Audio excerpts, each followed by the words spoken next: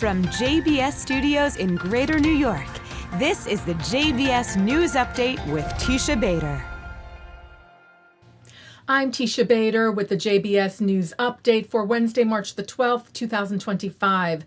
The IDF yesterday returned a small child to Gaza that approached a military post in the security zone along the Gaza border with Israel.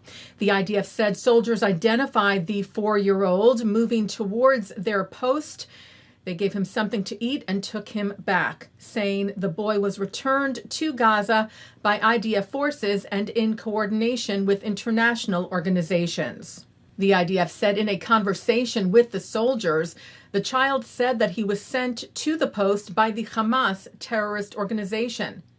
The IDF, writing of the incident, Hamas does not hesitate to use any means to cynically use and exploit civilians and children to advance its terrorism. Well, police in Australia now say that a caravan found with explosives and anti-Semitic material in Dural earlier this year was of a criminal nature and not linked to a plot to carry out an anti-Semitic attack, as was first reported. AFP Deputy Commissioner National Security Teisha Bader said on Monday, "I can reveal that the caravan was never going to cause a mass casualty event, but instead was concocted by criminals who wanted to cause fear for personal benefit." The Anti-Defamation League said in response, the revelation that the plot was fake does not change the fact that an organized crime network sought to instill fear in the Jewish community.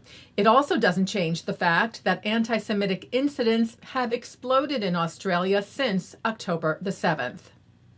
The U.S. Department of Education's Office for Civil Rights sent letters to 60 universities this week, warning them, it wrote, of potential enforcement actions if they do not fulfill their obligations under Title VI of the Civil Rights Act to protect Jewish students on campus, including uninterrupted access to campus facilities and educational opportunities.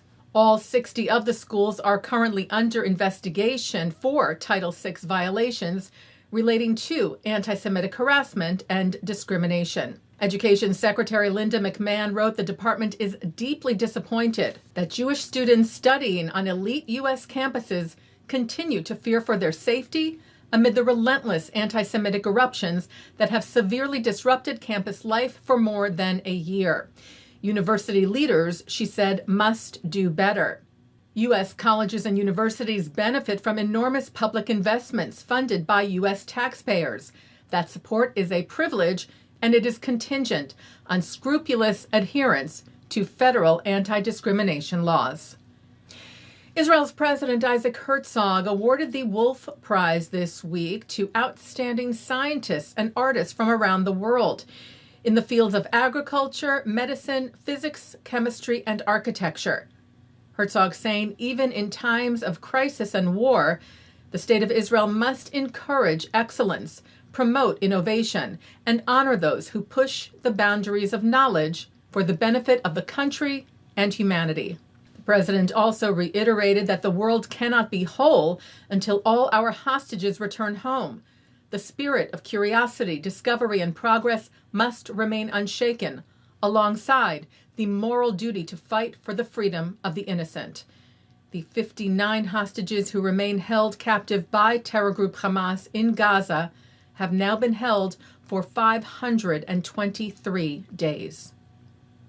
Taking a look now at our programming for tonight on JBS for Wednesday, March the 12th at 7 o'clock. David Harris is joined by David Collier, a prominent UK-based investigative journalist dedicated to exposing extremism, antisemitism, and efforts to demonize Israel, most notably in the BBC.